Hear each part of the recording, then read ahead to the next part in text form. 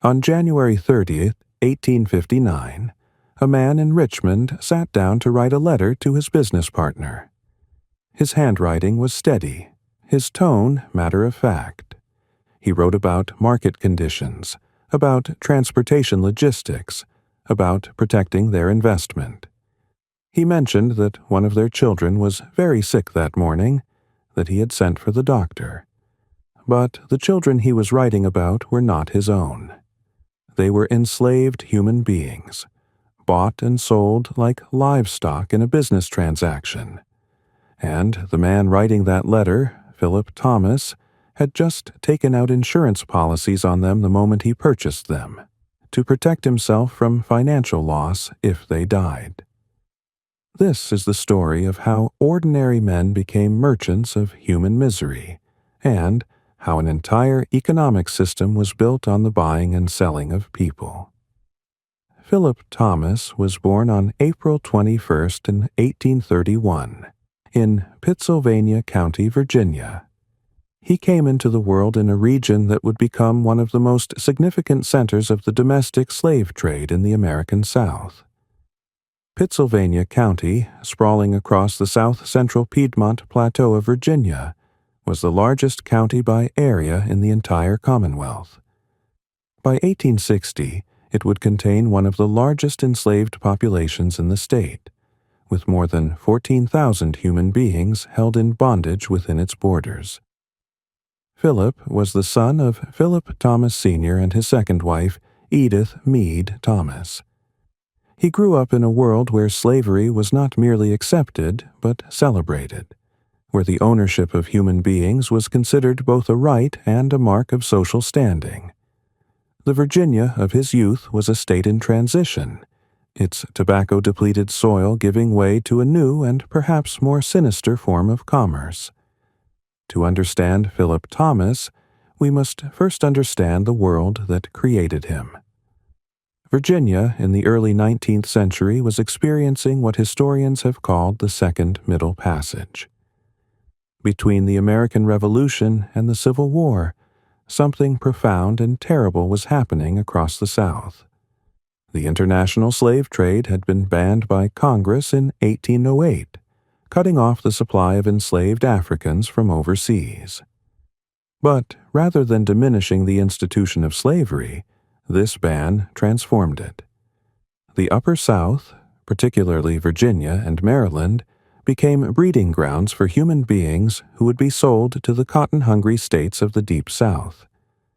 More than 1 million enslaved people were forcibly relocated during this period, twice the number who had been brought directly to American shores from Africa during the entire transatlantic trade.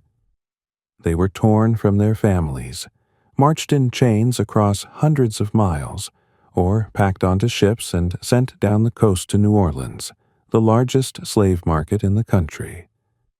And Virginia, more than any other state, supplied this brutal commerce. Between 1790 and 1859, slaveholders in Virginia sold more than 500,000 human beings. The state that had produced Thomas, Jefferson, and James Madison, men who wrote eloquently about liberty and human rights, had become what one contemporary observer called a Negro-raising state. A newspaper from 1836 estimated that Virginia was exporting 40,000 enslaved people per year, earning the state an estimated $24 million annually. This was the economy into which Philip Thomas was born, and this was the business he would eventually enter. The region where Philip Thomas came of age was undergoing rapid transformation. Pittsylvania County, named for William Pitt, the first Earl of Chatham who had served as Prime Minister of Great Britain, had been established in 1767. By the mid-19th century, it had become a major center of tobacco production, and, increasingly, a hub for the traffic in enslaved human beings. The county seat of Chatham served as a gathering point for traders moving through the region, while Danville, located at the falls of the Dan River, was emerging as a significant commercial center. The town had grown up around the tobacco trade, with warehouses lining the riverfront and merchants dealing in the dried leaves that had built Virginia's colonial economy. But tobacco was no longer king in Virginia. The soil had been exhausted by generations of cultivation, and planters found it increasingly difficult to turn a profit on the crop that had once made the colony wealthy. What remained abundant in Virginia was something else entirely: a large population of enslaved people whose labor was no longer needed in the quantities of earlier decades. The economics were brutally simple. A healthy enslaved person could be sold for far more than the profits that same person could generate laboring in Virginia's tobacco fields. And so the state's primary export shifted from tobacco to human beings. The 1850 federal census listed the young Philip Thomas as a merchant. He was 19 years old, living in a county that was rapidly modernizing its infrastructure to facilitate trade. The Franklin Turnpike, completed in 1842, had become what local historians described as a great artery of commerce. Along its dusty way traveled not only droves of horses and hogs, herds of cattle and sheep, and wagon loads of farm produce, but also something far more valuable in the antebellum South: coffles of enslaved human beings being marched to market. The turnpike connected Pittsylvania County to markets throughout Virginia and beyond, and it would prove essential to men like Philip Thomas, who made their living buying and selling people. In 1851, at the age of 20, Philip Thomas married Mary Ann Dickinson in Pittsylvania County. He was establishing himself as a respectable member of his community, building the foundation of what he hoped would be a prosperous life. By the late 1850s, Thomas had entered into a partnership that would define his career and leave behind documentary evidence of the human cost of the domestic slave trade. He joined forces with William A. J. Finney, and together they became slave traders operating out of Museville in Pittsylvania County. The partnership between Thomas and Finney represented a new breed of slave trader, one who embraced the technological innovations of the era to maximize profits and efficiency. The Danville and Richmond Railroad, completed in 1856, had transformed the landscape of commerce in the region. What once required weeks of overland travel could now be accomplished in days. Enslaved people who arrived in Danville could be loaded onto trains and transported to Richmond, the largest slave trading center in the Upper South, in a fraction of the time it would have taken to march them there on foot. The railroad reduced costs, minimized the need for guards and provisions, and allowed traders like Thomas and Finney to move their human merchandise with unprecedented speed. But it was the telegraph that truly revolutionized the business of buying and selling people. Thomas and Finney used this new technology to track fluctuating markets in the cotton states hundreds of miles away.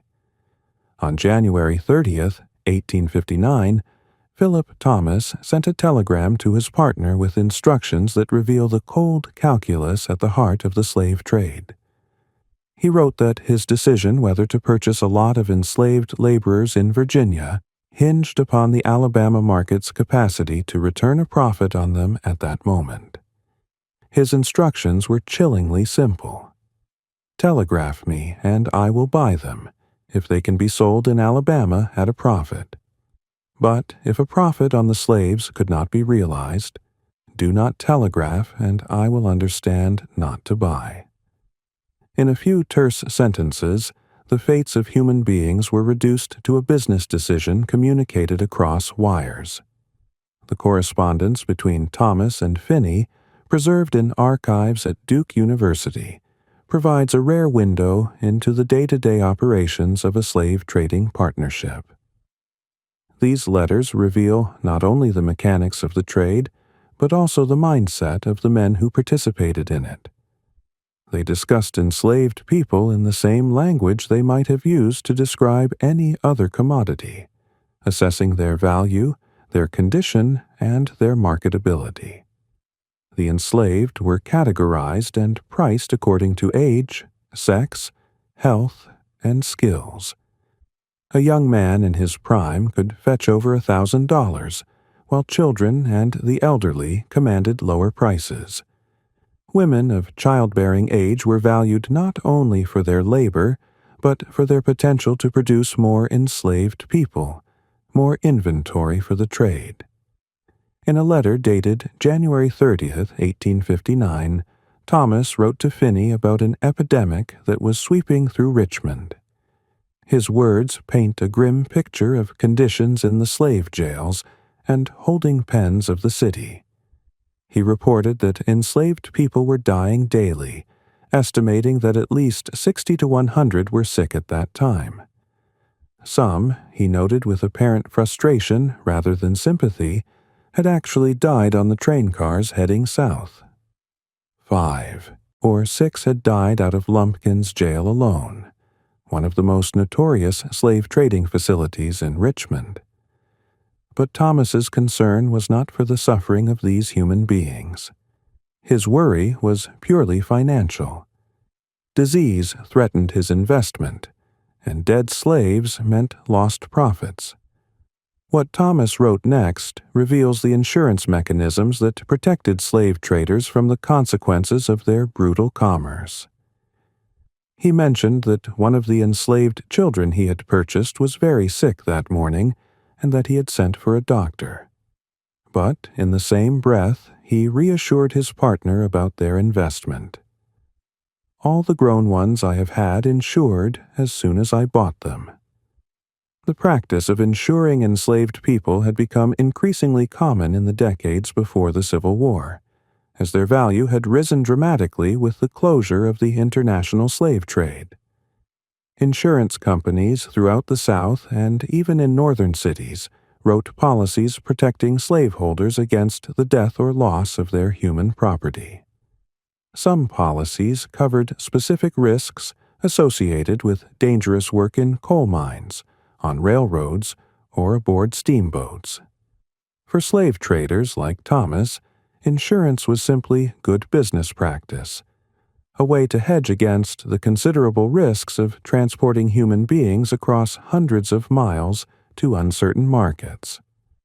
The routes that Thomas and Finney used to transport enslaved people connected Virginia to the cotton kingdoms of the Deep South. In a letter dated November 8, 1859, Thomas wrote to his partner about the speed with which he could now move their merchandise. He boasted that just 8 days after leaving home for Richmond, he would be in Montgomery, Alabama, with a fresh lot of enslaved people ready for sale. Montgomery had become one of the leading slave markets in Alabama precisely because of its accessibility by both water and land. The convergence of river traffic and railroad lines made it an ideal distribution point for enslaved laborers destined for cotton plantations throughout the region. Thomas's ability to transport people from Virginia to Alabama in just over a week represented a dramatic acceleration of the trade, made possible by the infrastructure of the emerging industrial age. The destination for most of the enslaved people that Thomas and Finney sold was the Cotton Belt, that swath of territory stretching from Georgia through Alabama, Mississippi, Louisiana, and into Texas, where cotton cultivation had become the dominant economic activity. Cotton production had exploded in the early 19th century following Eli Whitney's invention of the cotton gin in 1793. The machine, which separated cotton fibers from their seeds, had made it profitable to grow short staple cotton across vast regions of the South. By 1850, some 1.8 million enslaved people out of the 3.2 million held in bondage across the 15 slave states were engaged in cotton production. By 1860, enslaved labor was producing over 2,000 billion pounds of cotton annually, and American cotton made up 2/3 of the global supply. This insatiable demand for cotton created an equally insatiable demand for enslaved labor. The price of enslaved people rose dramatically between the 1820s and the 1850s. A healthy, young, enslaved man who might have sold for $400 or $500 in Virginia in the 1820s could command more than $1,000 by the 1850s, equivalent to perhaps $30,000 in modern currency. A planter who could sell 10 such individuals collected a financial windfall. The cotton boom had made slavery more valuable than ever, and Virginia's surplus population of enslaved people was the commodity that cotton planters needed most. The demand from the Deep South transformed Virginia and the other Upper South states into suppliers of human beings for the cotton economy. Maryland, Kentucky, and the Carolinas joined Virginia in exporting their enslaved populations southward. New Orleans, situated at the mouth of the Mississippi River with access to the cotton-growing regions of the entire river valley, became the largest slave market in the country. Natchez, Mississippi, developed the second-largest market, and men like Philip Thomas served as the intermediaries who connected the supply in Virginia with the demand in Alabama and beyond. The 1860 federal census provides a snapshot of Philip Thomas at the height of his prosperity. At the age of 29, he was listed as a farmer with 553 acres of land, of which 375 were improved and 178 remained unimproved. He owned 34 enslaved people who worked this land, producing 15,000 pounds of tobacco and 415 bushels of wheat annually. But this agricultural operation was not the primary source of his wealth. Most of his assets, the census makes clear, were tied up in his slave-trading business with William Finney. The partnership had made both men prosperous, though it had come at an incalculable human cost. The mechanics of the Thomas and Finney operation followed a pattern common to slave traders throughout the Upper South. They scoured their part of Virginia for enslaved people available for purchase. They bought from individual planters looking to sell surplus labor, from estates being settled after the death of a slaveholder, from anyone willing to part with human beings for the right price. Once purchased, the enslaved people were either transported to the major trading hubs of Richmond and Alexandria, or sent directly to the Deep South for resale. The result was always the same. Families in Virginia were torn apart, and their members were scattered across the cotton fields of Georgia, Mississippi, and Alabama, often separated forever from everyone they had ever known and loved. The phrase, "sold down the river," entered the American language during this period, a grim euphemism for what was in reality a journey into a harder and often shorter life. The cotton plantations of the Deep South were notoriously brutal. The work was backbreaking, the climate unforgiving, and the mortality rate high. Enslaved people in the Upper South knew what it meant to be sold south, and the threat of such sale was used by slaveholders as a tool of control. Families lived in constant fear that a father or mother, a husband or wife, a son or daughter might be seized and sold to pay debts, raise capital, or simply dispose of someone the owner no longer wanted. Historians estimate that by the 1850s, a slave child in the Upper South had roughly a 30% chance of being sold to the Deep South before reaching adulthood. The phrase that Harriet Beecher Stowe used in Uncle Tom's Cabin, "to be sold down the river," captured the terror that this possibility held for enslaved families. When Thomas and Finney purchased an enslaved person in Pittsylvania County and sent them to Alabama, they were not merely conducting a business transaction. They were destroying families, severing bonds of love and kinship that could never be restored. Some enslaved people resisted this fate with whatever means they had available. A woman named Bethany Venny, purchased in Page County, Virginia in the early 1850s by a local farmer named David McCoy, was taken to Richmond to be sold. But on the auction block, Venny feigned sickness so convincingly that the sale was foiled. She had saved herself, at least temporarily, from being sold away from everything she knew. Such acts of resistance were common, though they were not always successful. The conditions that enslaved people endured in the facilities where they were held before sale were often horrific. Thomas's own correspondence mentions Lumpkin's Jail, one of the most notorious establishments in Richmond. Robert Lumpkin, who operated this facility from 1844 until the end of the Civil War, was known as a particularly cruel man. The jail complex sat in Shockoe Bottom, a low-lying area near the James River, and consisted of several brick buildings enclosed by a fence that was in some places 10 or 12 feet high and thickly set with iron spikes. Inside, enslaved men, women, and children waited in crowded quarters for their turn on the auction block. Lumpkin made his money not only from his own slave trading operations, but also from charging other traders and owners a daily fee for holding their human property. The treatment of enslaved people at Lumpkin's jail was documented by several witnesses, including those who experienced it themselves. The most famous inmate was Anthony Burns, a fugitive slave who had escaped to Boston, but was captured and returned to Richmond under the fugitive slave law. Burns was held at Lumpkin's jail for 4 months, under conditions so brutal that they left him permanently crippled and in failing health. He was kept handcuffed and fettered, unable to remove his own clothing or maintain basic hygiene. He was given putrid meat to eat and little water to drink. The fetters on his legs caused his feet to swell enormously, and no one came to help him.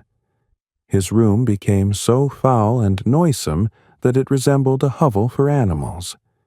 The conditions of his confinement were so appalling that when abolitionists finally raised enough money to purchase his freedom, he never fully recovered. Burns died in 1862 at the age of just 28. His body broken by the treatment he had received in Richmond. The Richmond slave trade reached into every aspect of the city's commercial life. Slave auctions were held not only in dedicated sales rooms and jails, but also in the basements of the city's finest hotels. The Exchange Hotel and the St. Charles Hotel both served as venues where human beings were bought and sold. The auction block, that platform where enslaved people were forced to stand while buyers examined them like livestock, was as much a feature of Richmond's commercial district as any respectable business establishment. Slave dealers advertised their services in local newspapers, and insurance companies offered policies to protect slaveholders from the loss of their human property. By the 1850s, Richmond had become the largest slave trading center in the Upper South, second only to New Orleans in the entire country. The total value of slave sales in the city reached between $7 and $8 million per year in the years just before the Civil War. Traders like Hector Davis operated firms that brought in nearly $1 million in just the first quarter of 1860 alone. These were not marginal operations hidden in the shadows of society. They were respectable businesses, conducted by men who served on city council and lived in fashionable neighborhoods. Yet, even as Philip Thomas prospered in this business, he appears to have had growing doubts about its long-term viability.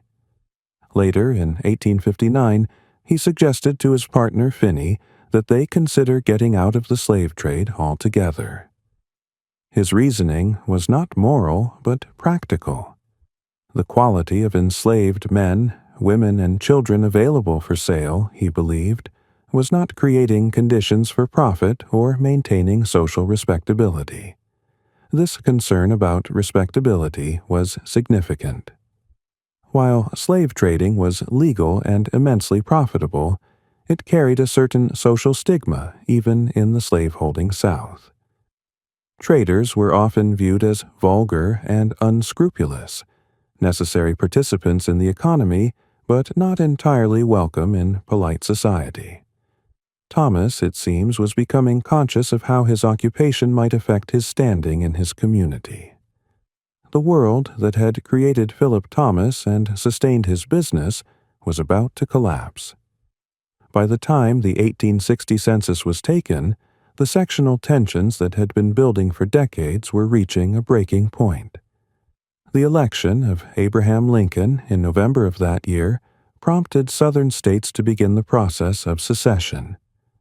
South Carolina left the Union in December, and by February 1861, 6 more states had followed. Virginia, initially reluctant to leave, finally seceded in April after the firing on Fort Sumter and Lincoln's call for troops to suppress the rebellion. The system of slavery that had enriched men like Philip Thomas, the domestic trade that had scattered millions of families across the South, the entire economic order built on the exploitation of human beings, all of it would be swept away in the cataclysm of civil war. The war would claim more than 600,000 lives and leave much of the South in ruins. And when it ended, the 4 million enslaved people who had labored in bondage would be free, though the struggle for true equality would continue for generations to come. When the war came, Philip Thomas did not hesitate to take up arms in defense of the system that had made him wealthy. On March 1, 1862, he enlisted in the Confederate Army in Danville. He joined the 5th Virginia Cavalry Regiment as a first sergeant, a rank that reflected his status in civilian life and his leadership abilities.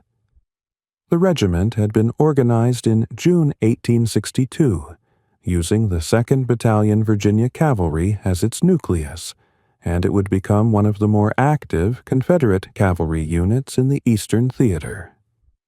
Thomas's military service placed him in the midst of some of the bloodiest fighting of the war. The 5th Virginia Cavalry participated in the 7 days' battles around Richmond in the summer of 1862, a series of engagements that marked the end of the Union's first major offensive against the Confederate capital. The regiment was at the Second Battle of Manassas in August 1862, where Confederate forces under Robert E. Lee won a decisive victory that seemed to validate Southern hopes for independence. They fought at Fredericksburg in December of that year, where Union forces suffered catastrophic casualties in futile assaults against entrenched Confederate positions.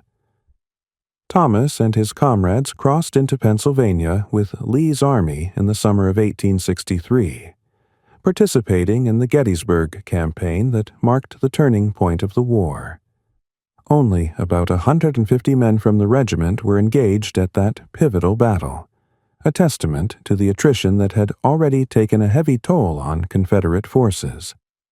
The war ground on through 1864, with the 5th Virginia Cavalry involved in the brutal overland campaign as Ulysses Grant pushed relentlessly toward Richmond.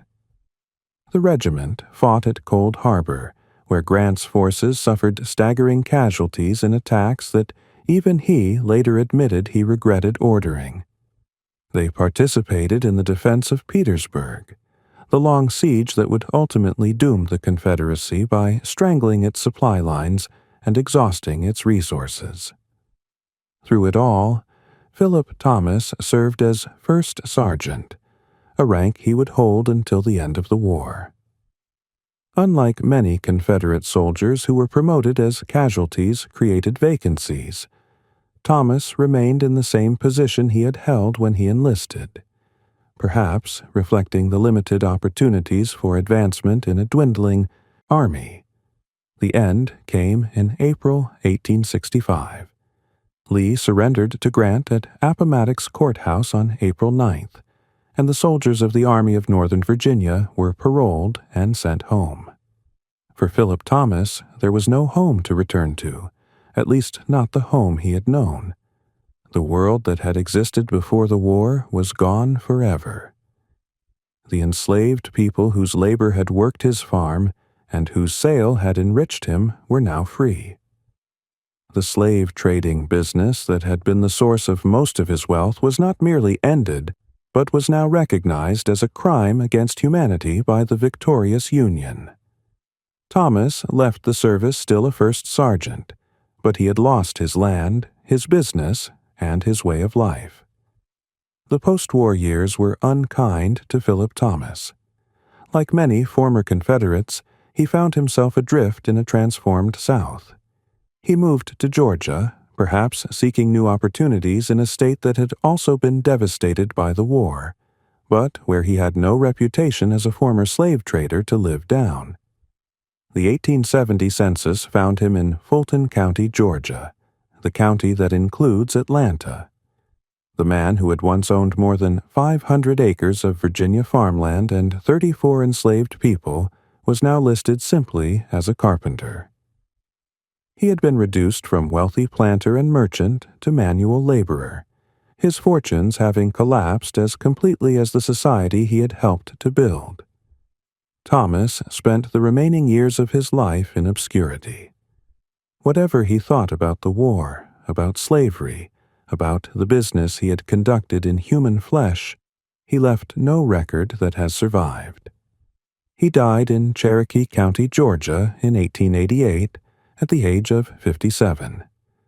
His death passed without notice in the wider world. There were no monuments erected to his memory, no streets named in his honor, no plaques commemorating his contribution to the commerce of his era. He was simply one of thousands of men who had participated in the domestic slave trade, men whose names have been largely forgotten even as the consequences of their actions continue to shape American society. The papers of William A.J. Finney, Thomas's business partner, survived and eventually found their way to the David M. Rubenstein Rare book and manuscript library at Duke University. These documents provide historians with a detailed picture of the methods of conducting and financing the slave trade. They include accounts of purchases in Virginia, Louisiana, and Mobile and Montgomery, Alabama. They contain notices regarding conditions in the Richmond slave market. They reveal the network of contacts and correspondence that made the domestic slave trade possible, the infrastructure of commerce built on human misery. What can we learn from the story of Philip Thomas?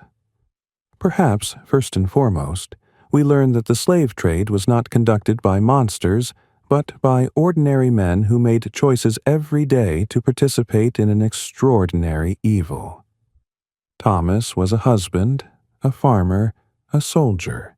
He was literate and shrewd, capable of building a successful business and maintaining complex commercial relationships across hundreds of miles. He was, by the standards of his time and place, a respectable member of his community. Yet he bought and sold human beings as casually as he might have traded in tobacco or wheat. He insured them against death the way he might have insured a valuable horse. He tracked market conditions by telegraph and timed his purchases to maximize profit.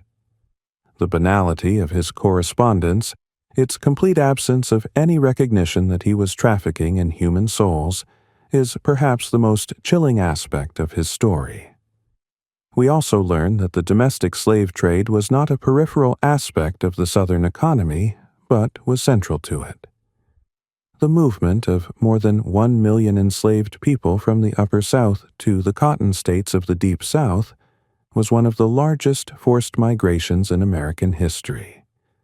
It was facilitated by the same technologies, railroads and telegraphs and steamships that were transforming the broader economy. It was financed by banks and insurance companies, documented in legal records and business correspondence, integrated into the fabric of commercial life. Men like Philip Thomas were not outliers operating on the margins of society. They were businessmen serving a market, meeting a demand, and making a profit. The correspondence that Thomas left behind reveals something else as well: the coldness with which enslaved people were regarded by those who traded in them. When Thomas wrote about the epidemic in Richmond and the deaths at Lumpkin's jail, his concern was entirely for his investment, not for the human beings who were suffering and dying. When he mentioned the sick child, his immediate response was to note that he had insured the adults. The language of his letters is the language of commerce, of inventory and insurance, of markets and margins. There is no recognition that the merchandise he dealt in had families who loved them, hopes and dreams that would never be realized, lives that mattered in any way beyond their monetary value. The story of Philip Thomas is also a reminder that the consequences of the domestic slave trade extended far beyond the antebellum period. The families that were separated, the communities that were destroyed, the trauma that was inflicted on generations of enslaved people. These wounds did not heal with emancipation. The children who were sold away from their parents in Virginia and sent to labor in the cotton fields of Mississippi often never saw their families again. The connections between generations were severed, histories were lost, lineages were scattered. The descendants of those who were sold during the Second Middle Passage continue to live with the consequences of those transactions, in the difficulty of tracing their ancestry, in the absence of inherited wealth and property, in the ongoing struggle for full equality in American society. The economic impact of the domestic slave trade cannot be overstated. The trade created enormous wealth for white Southerners, not only for the traders themselves, but for the entire network of businesses that supported their operations. Slave jails had to be built and maintained. Insurance policies had to be written and claims paid.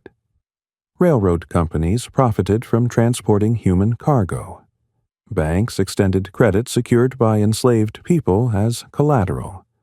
Lawyers drew up bills of sale and handled estate distributions. Hotel owners rented their basements for auctions. The entire Southern economy was entangled with the commerce in human beings, and much of that wealth was transferred to the North through financial instruments and trade relationships. When the Civil War ended and slavery was abolished, that wealth did not disappear. It had already been invested in land, in buildings, in businesses that continued to operate. The enslaved people who had created that wealth received nothing. They were freed with no resources, no education, no property, and often with no knowledge of where their families had been scattered across the South. The economic inequality that was built during the era of the domestic slave trade persisted through Reconstruction, through Jim Crow, through the Civil Rights era, and into the present day. Today, the records of the domestic slave trade are being studied with new attention. The papers of traders like Finney and Thomas provide evidence of specific transactions, specific people bought and sold, specific families destroyed. Historians are working to trace the journeys of enslaved people from the Upper South to the Deep South, to understand the full scope of this forced migration and its lasting impact. The archaeological excavation of sites like Lumpkin's jail in Richmond has uncovered physical evidence of the trade, reminders that these were real places where real people suffered real agonies. Archaeologists digging at the site in 2008 found the foundation of the brick jail building buried nearly 14 feet beneath the modern ground level, the lowest of the low in what was already a low-lying part of the city. They recovered wooden toothbrushes, leather shoes, fabric, and other traces of the daily lives of those who had been held there. The site of Lumpkin's Jail has taken on new significance in recent years. After the Union Army captured Richmond in April 1865 and all enslaved people were emancipated, Robert Lumpkin died in late 1866. His widow Mary, a formerly enslaved woman who had lived as his wife, leased the property to a Baptist minister who founded a school for newly freed African Americans. The land once called the Devil's Half Acre became known as God's Half Acre, and the school that began there eventually became Virginia Union University. That transformation, from a place of profound evil to a place of education and uplift, offers a small measure of hope. But it does not erase what happened there, and it cannot restore what was lost. Pittsylvania County, where Philip Thomas was born and where he conducted his business, contains its own reminders of this history. The Franklin Turnpike and the railroad that replaced it still carry traffic through the region, though few who travel these routes today know of the coffles of enslaved people who once walked these same paths. The county's African American population, which numbered more than 16,000 in 1870, consisted largely of people who had been held in bondage there and their descendants. Some may have been among those bought and sold by Thomas and Finney, their lives disrupted by decisions made in business correspondence that has sat in archives for more than a century and a half. Philip Thomas lived and died in a world that considered the buying and selling of human beings to be legitimate commerce. He profited from this trade, lost everything in its defense, and spent his final years in obscurity. His story is not exceptional. Thousands of men participated in the domestic slave trade, and most of them, like Thomas, have been largely forgotten. But their actions shaped the history of the nation, the demographics of the South, and the lives of millions of people whose descendants are still with us today. The ledger of human lives that men like Philip Thomas kept, the records of their purchases and sales, their profits and losses, bears witness to one of the greatest crimes in American history. And the consequences of that crime continue to echo through the generations, a reminder that the past is never truly past, and that the choices made by ordinary people can have extraordinary and lasting effects. The telegraph message that Philip Thomas sent on that January day in 1859, asking whether the market in Alabama justified a purchase of human beings, captured in a few words the essence of the domestic slave trade. Human lives reduced to a question of profit margins, families held hostage to market conditions, the fate of mothers and fathers and children determined by the fluctuation of cotton prices hundreds of miles away. "Telegraph me, and I will buy them," Thomas wrote, "if a profit can be realized." In that cold calculation, we see the heart of a system that treated people as property, that valued human beings only for the labor they could perform and the price they could command at auction. And in the silence that followed the Civil War, in the obscure death of a former slave trader working as a carpenter in a Georgia county far from the land of his birth, we see the wages of that sin, the collapse of a world built on the foundation of human misery. The story of Philip Thomas deserves to be remembered, not because he was extraordinary, but precisely because he was ordinary. He was a product of his time and place, a man who saw opportunity in the trade of human flesh and seized it without apparent moral hesitation. His correspondence shows no wrestling with the ethics of his business, no recognition of the humanity of those he bought and sold. He was simply a businessman, conducting transactions, managing inventory, protecting investments. That such mundane business practices could coexist with such profound evil is perhaps the most important lesson of his story. The domestic slave trade was not conducted by monsters in the shadows. It was conducted by merchants and farmers, by respectable members of their communities, by men who went to church on Sunday and bought and sold human beings on Monday. And until we understand that, until we grapple with the ordinariness of evil, we cannot fully understand the history that shaped our nation